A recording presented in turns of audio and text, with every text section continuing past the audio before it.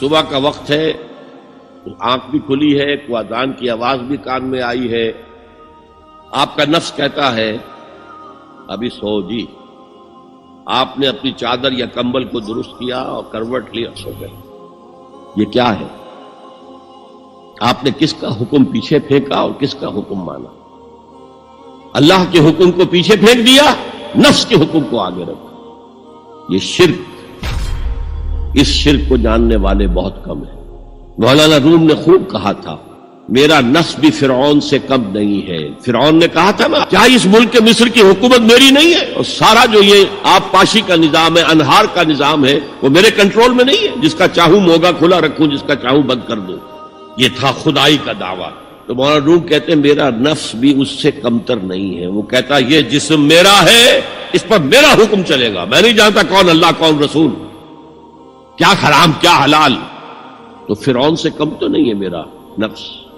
لیکن فرعون اس کی بہت مدد تھی، فوج تھی، لاؤ لشکر تھا، تو اس نے زبان سے بھی کہہ دیا کھل کر الا ربکم الاعلی.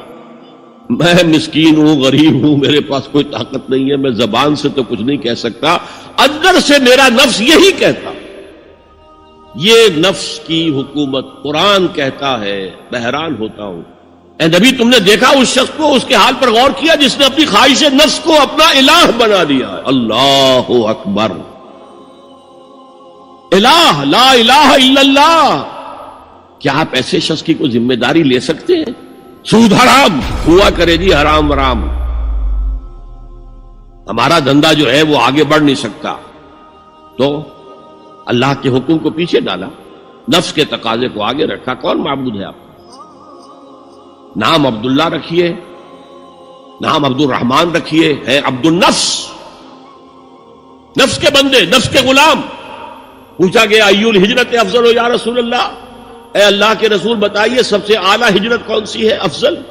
فرمایا ان تہجر ما کرہ ربک، ہر اس چیز کو چھوڑ دو جو تمہارے رب کو پسند نہیں.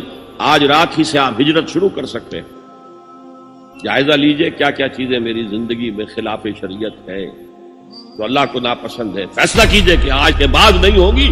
ہجرت شروع ہو گئی. تو جہاد تو یہاں سے شروع ہو گیا، اپنے نفس کے خلاف جہاد کرنا. صبح نفس نے کہا ابھی سو جاؤ، آپ نے نفس کی بات کو رد کیا، اپنا کمبل اٹھا کے پھینکا، اٹھے، وضو کیا، نماز کے لیے آپ مسجد چل دیے. آپ نے جہاد کیا نفس کے خلاف. یہ افضل الجہاد ہے.